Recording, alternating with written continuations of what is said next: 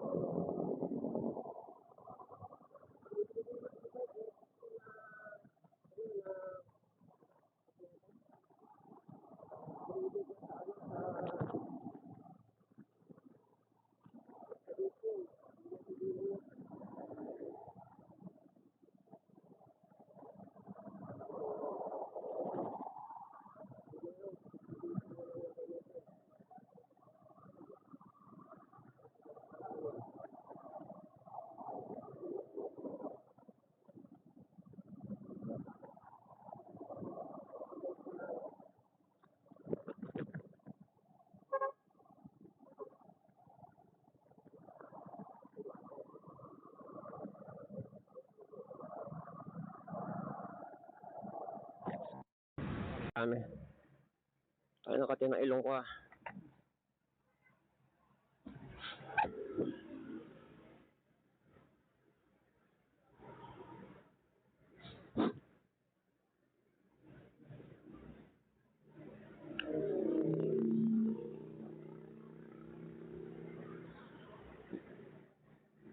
Diba? Yan palang 75 na. Wala akong makahanap na masasaksakan doon. Paliwanag sa akin ng taga-NWOW, nung nagkakanvas pa lang ako, sabi nila,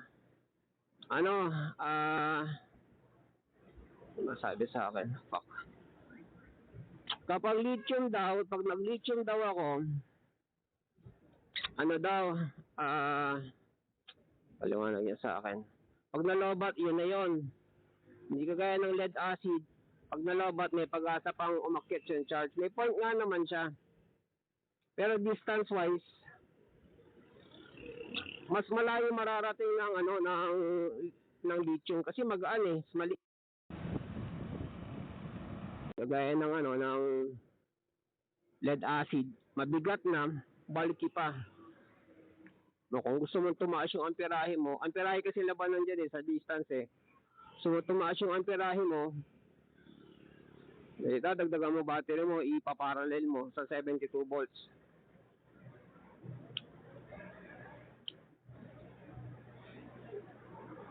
Sa lithium, walang problema magtaas ang amperahe kasi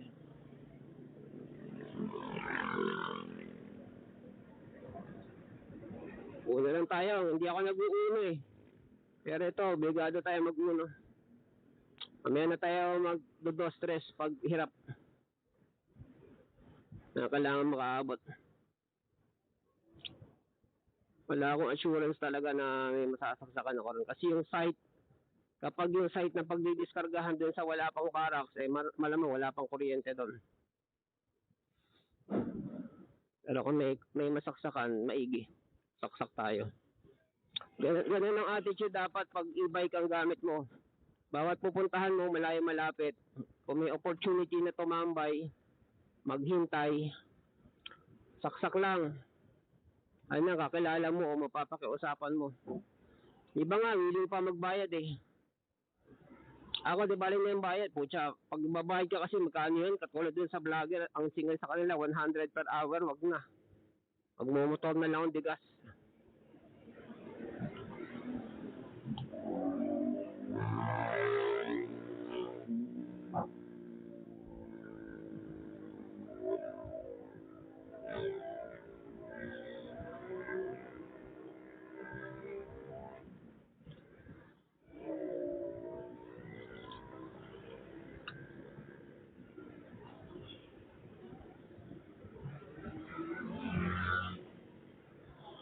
Grabe yung ano, yung Insta Ace Pro.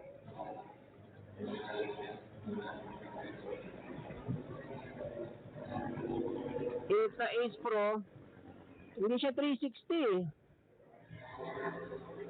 Magdadas tayo para makaahon. Stress na nga, putang ina. Konting tipid, balik sa dos. Hindi naman kabilisan yung ano eh, ini-escort natin. Baka naririnig nyo na yung makina ng truck. Yun, ini-escortan ko. Yan ang hanap buhay ko, nagde-deliver ako ng ano, ng graba buhangin. Pero ngayon graba hollow block. Una na kami graba yung hollow block. On the way na. Nasa index na kanina pa. So baka Marcos Highway na yun. Tapos bukas makalawa buhangin naman. Hindi ko pwedeng ibuhangin kaagad dahil bukas dahil wala naman ang tulog ngayon. So makalawa na yung buhangin. Dalawang truck yung buhangin. Kasi na lang naman ang kita dito. Sakto lang pambayad ng bayaring, kuryente. Itong e-bike na to, inano ko lang to. Utang lang to, kaya pinambabayad ko ito. Galing sa kita dito sa hanap buhay ko. Sa bago lang ako dito, baka 2 taon lang. Simula lang ako sa ganito escort. Ito,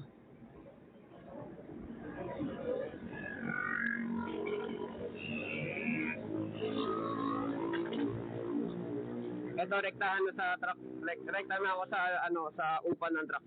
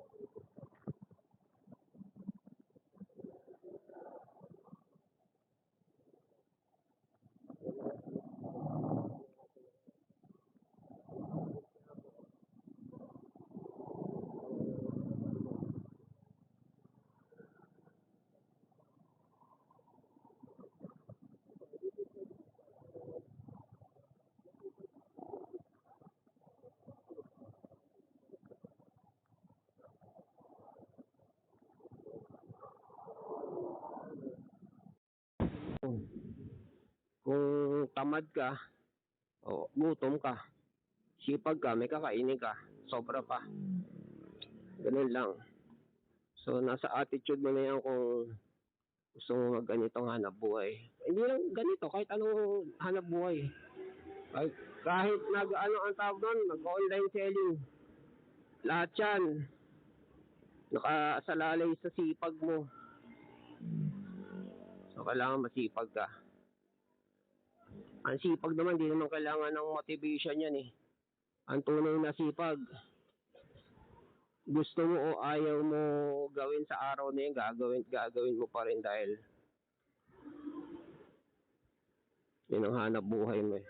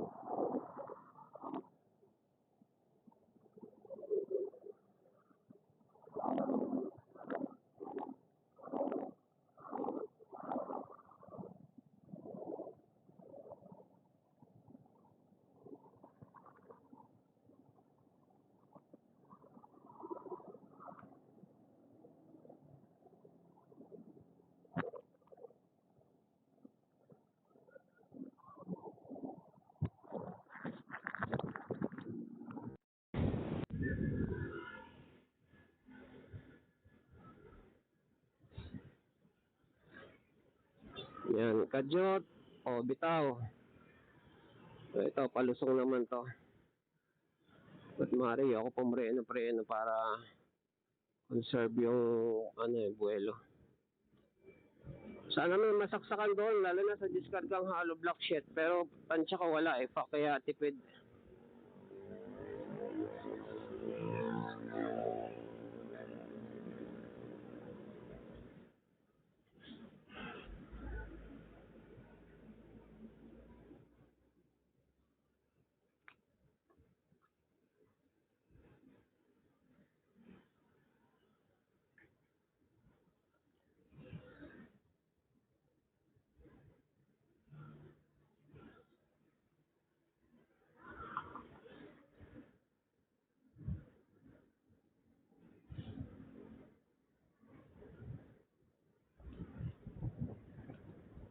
Tipid.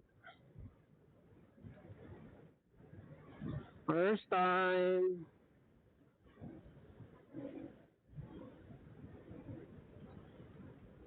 Bilis-bilis din pala yung dos yun.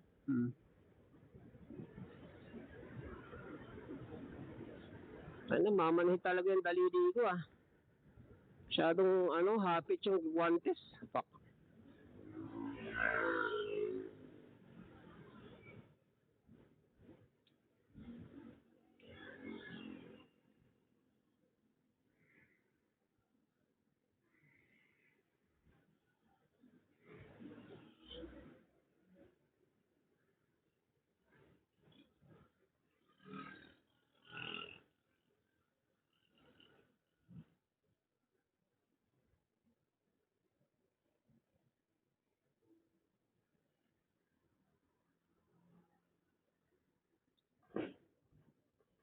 Sila ba to? Tapos mali pala in-escortan ko.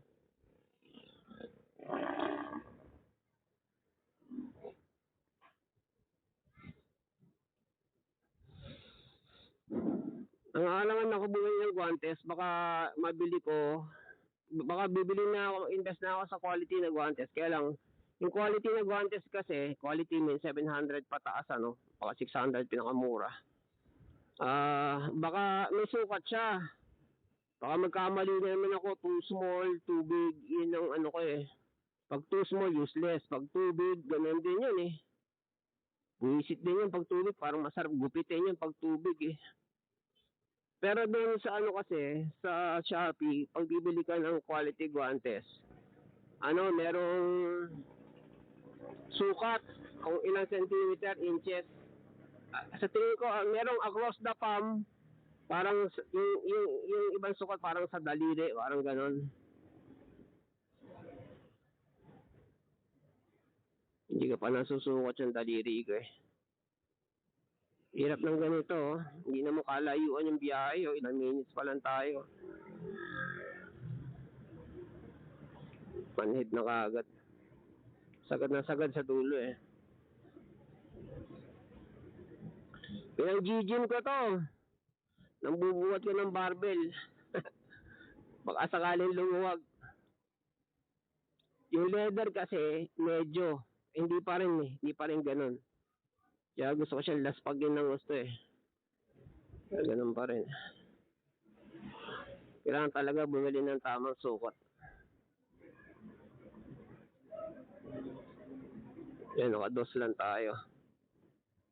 Nakakakita naman ako ng video na nagsisimple. Head-on ng motor, parehas matulin.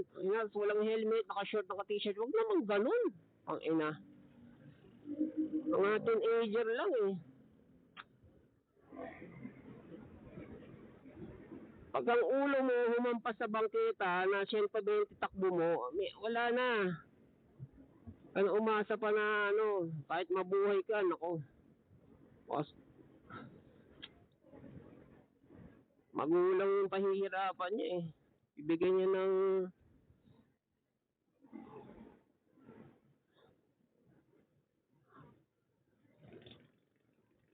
kita mo ako, hindi naman kalayo ang biyahe namin Pero kompleto ako sa gear ko guantes, lahat.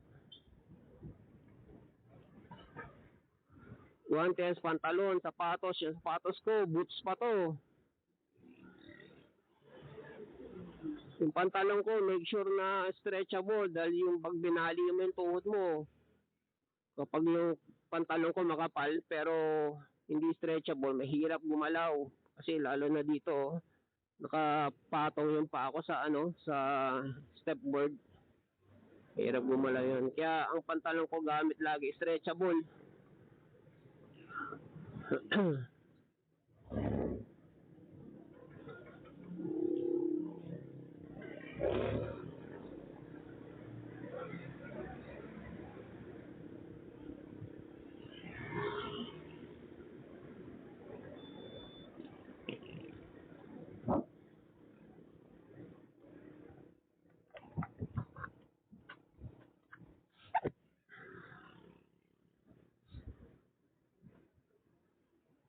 Long sleeve, kahit na manipis lang. Actually, yung long sleeve ko yung madulas.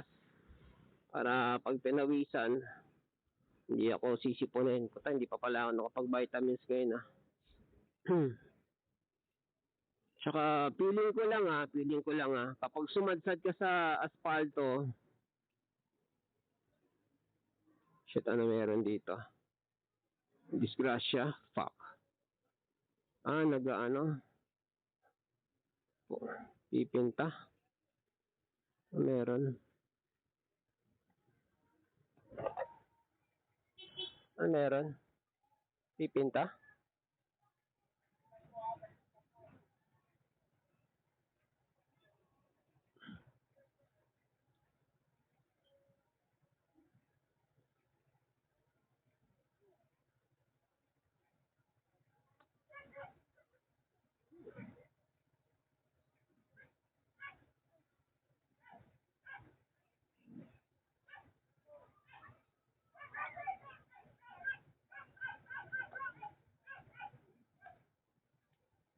Ano ba yun? Barilan? Patakbo ang mga tao. Shootout yata Ay, shootout?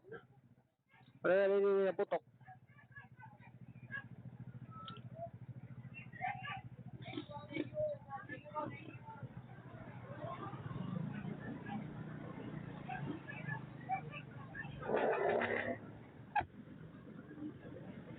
Shooting.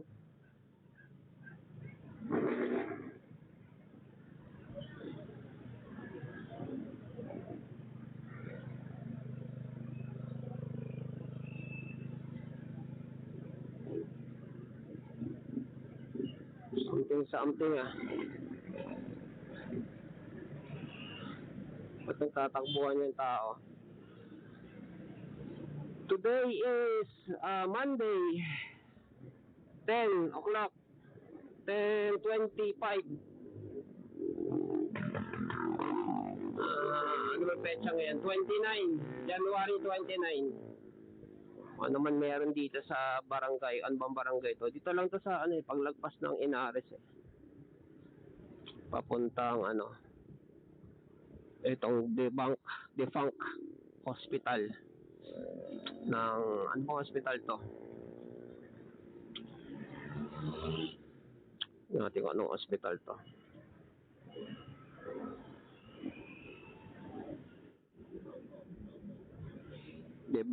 Defunct hospital ng Ponciano.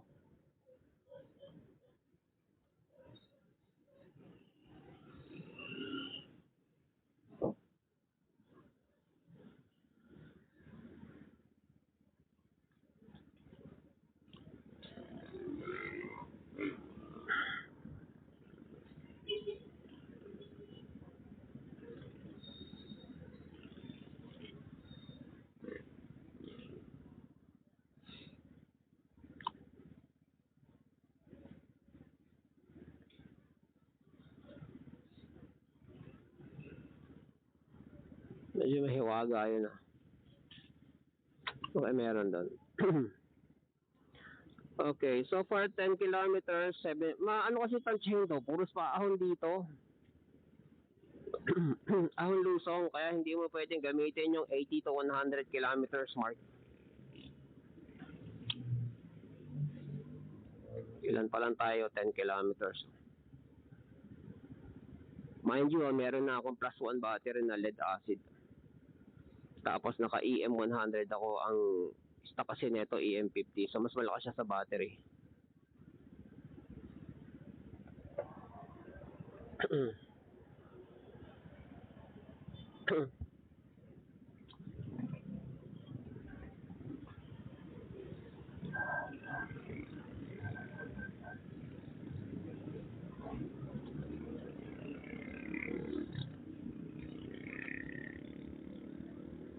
Malamig ah.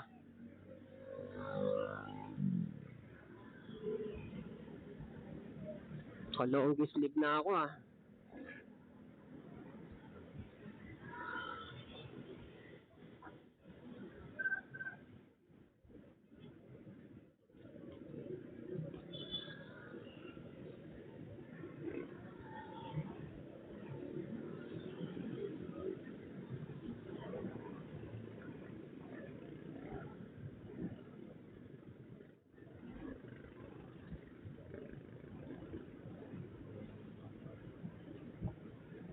Balik sa ulo, medyo patag naman eh.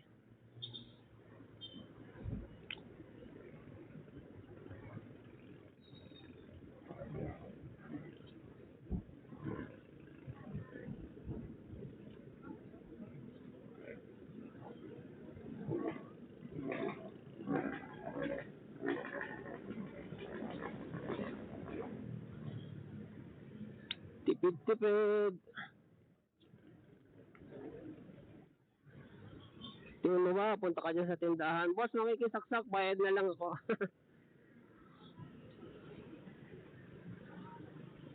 Good luck.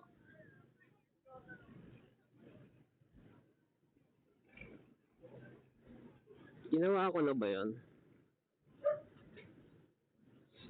Basta ginawa ko sa saksakan talaga. Tsaka sa guard. Yung guard, suki ko na yun ha. Boss, pasensya na, baka matanggal ako sa trabaho.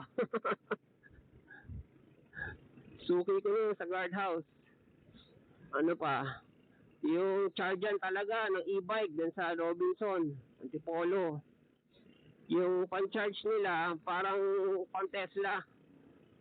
Pero yung nagbabantay, naglalaro ng ML, nakasaksak sa saksakan. Sabi ko, dyan ako makikisaksak ko sa saksakan mo. Bayad na lang ako. Ayaw niya, tatanggal ko siya sa mga takot na ano sa trabaho.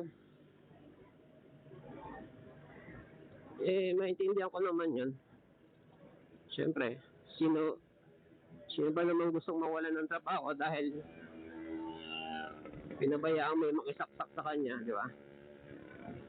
Makasisantin pa siya sabihin, oh, ba't may nagcha-charge dito? Palitan lang ko, cellphone lang, puta, motor ba naman?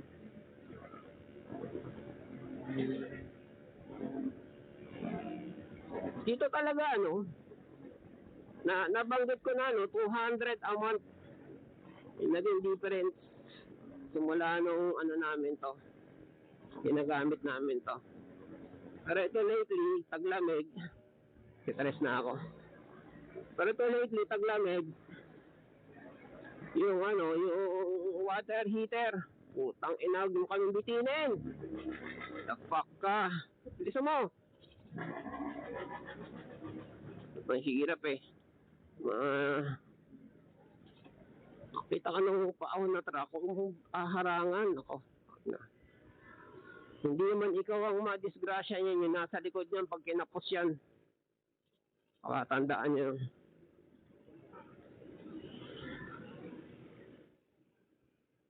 Siyempre yung driver, tao lang yan eh. Sunod-sunod biyahe yan. Pag nagkamali ng kambyada yan, nataranta yan, di araw-araw yung nasa likod niyan.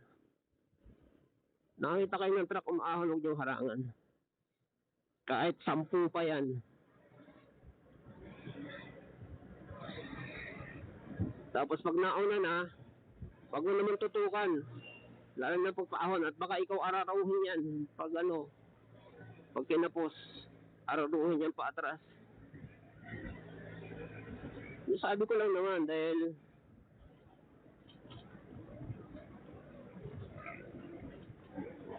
sa mga paulit-ulit kong biyahe, marami na rin kami mga sablay na na ahon. Hindi mo pwede sabihin yung driver, oh, expert yung driver ko. Kaya nga naging expert yan dahil marami nang sablay yan eh. Part ng pagiging expert yung sumasablay. Paano kung ikaw yung nasablay? eh, kaya wag tututok sa truck ng paahon. Lalo yung ahon na ahon. Tapos traffic. Ako.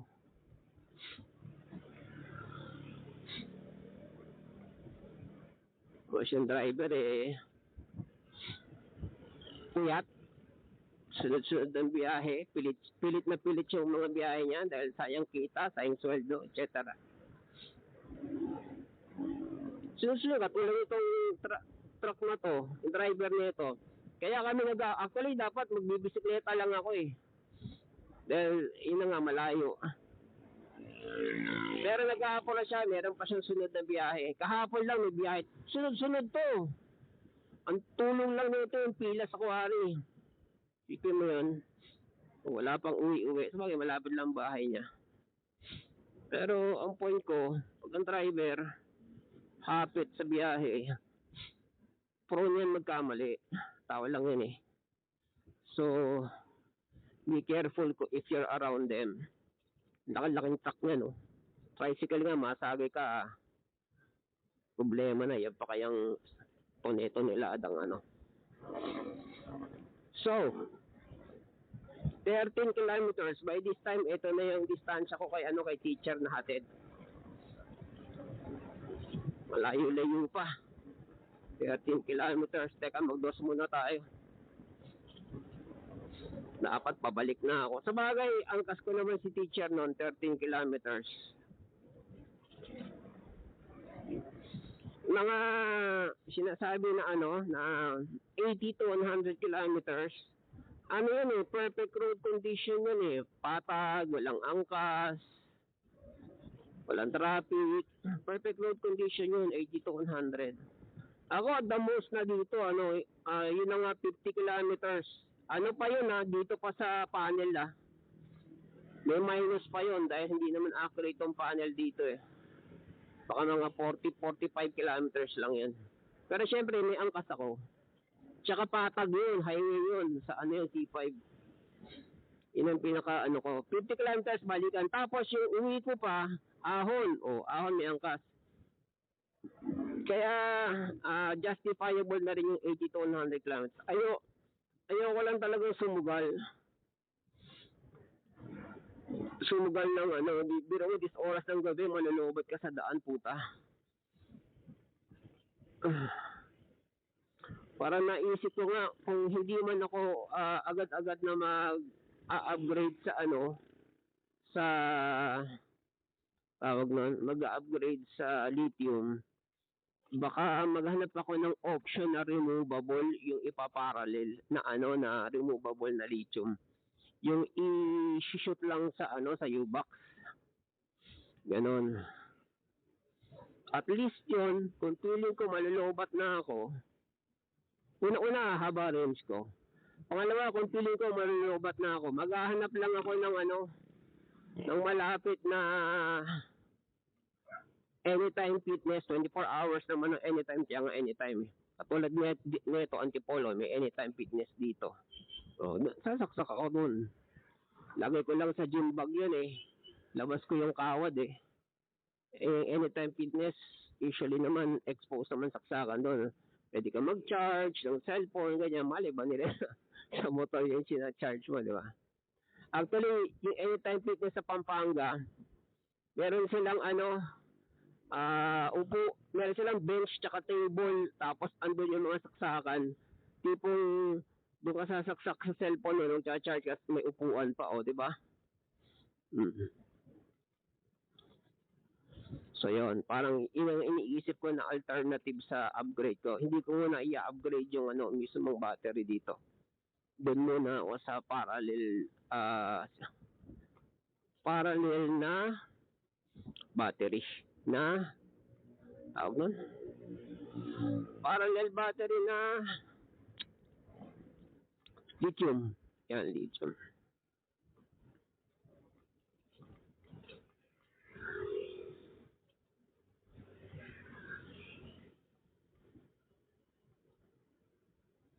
yung removable. Magandang extension na rin yan. Yun o, number 2 lang o. Number 1 tayo ulit. Habain natin ang buhay. 75 volts. Sana makasaksak tayo doon. Tsaka isa pa, diba malapit ka ng Malobat, ano? Tapos dito yung bahay mo, Antipolo, ang uwi mo ay Ahon Lusong. Ano yun? Paano ba explain nito? Kasi ito, kapag yung pinipiga mo yung silinyador, merong kain pababa yung itong lead acid merong kain pababa yung yung voltahe. Kaya obserbahan niyo yung ko Yan 70, 74, 75 pipigain ko Yan 71 71. Kasi nakauno ko. Pero pag dinos ko yan, pipigain ko 67. Ititres ko pipigain ko 64. Di ba? Lakas kumain. Paano kung lobat ka na? Tapos pipiga ka. Diba? Palagay mo nasa 60s ka na, 67 ka na. Puta, delicate siya na. 67 na yung puhunan mo. Tapos pipiga ka. Napaahon.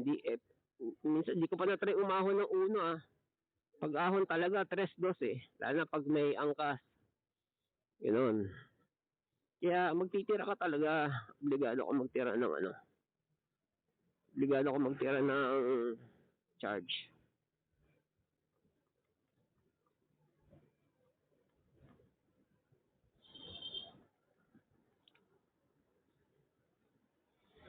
Bale sana ako, member ako ng Taugama, Apo, kung ano-ano man. Tapos yung katulad mo yung vape shop, merong logo ng Taugama. Isasabi mo lang, Brad, walang galang na, makikisaksak lang paano na lang ako sa'yo ng vape. Hindi naman ako nagbe-vape Tipong ganon ganon datingan ba? Hindi ako na member dyan.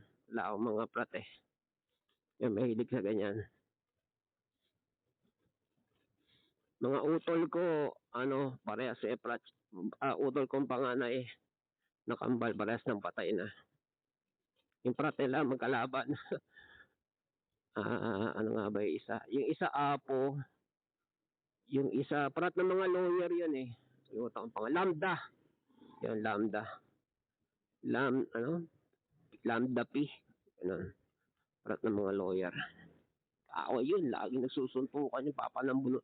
Isipin mo hindi yung panahon kasi na yon, tira na yon, pag sinabi yung prat, Rumble. Rumble at kinusunada ako nung Rugby Boys nung banata natin. Rugby Boys, meron, yun prat din yun gang naman yun babanatan nila yung Rugby Boys. Ganyan. Pero parang may mga level parang para sa mga Taugama yung Rugby Boys, parang basura tingin nila dyan. Wala yan. Ang talagang mga nila, mortal nilang kaaway yung Acro. Yan. Pero niyayabangan, kinakain namin buhay yan, gumaganon sila. So kanya-kanyang yabangan yan.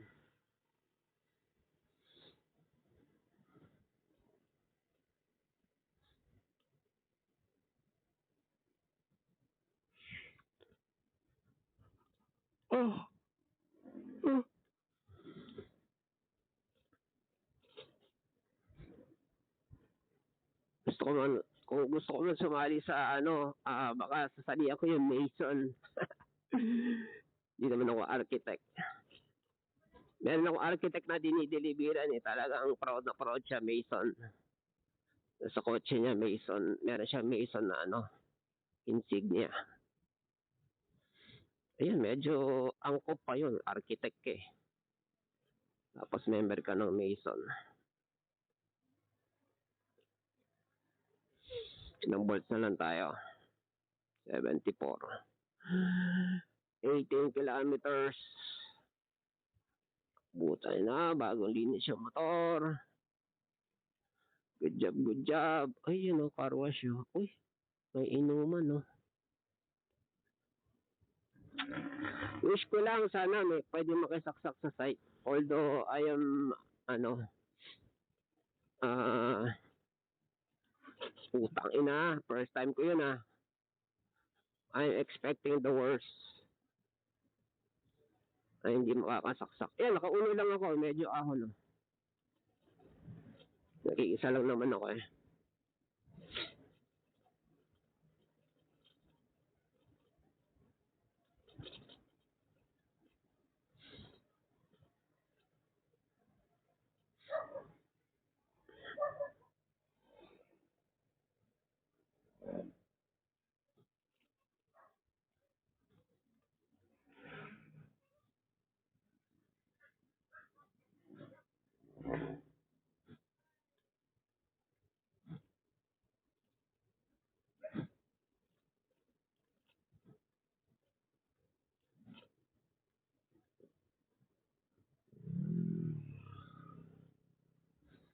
Babayaran ko na parehas yung hollow block saka itong truck.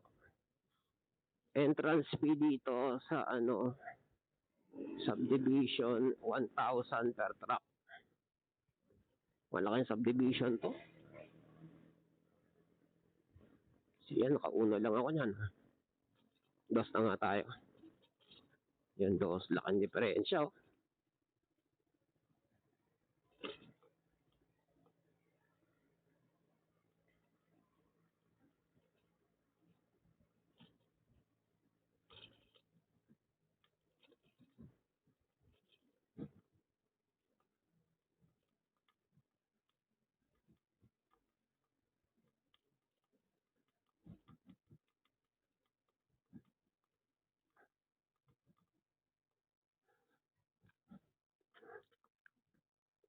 Sulat muna tayo ng resibo.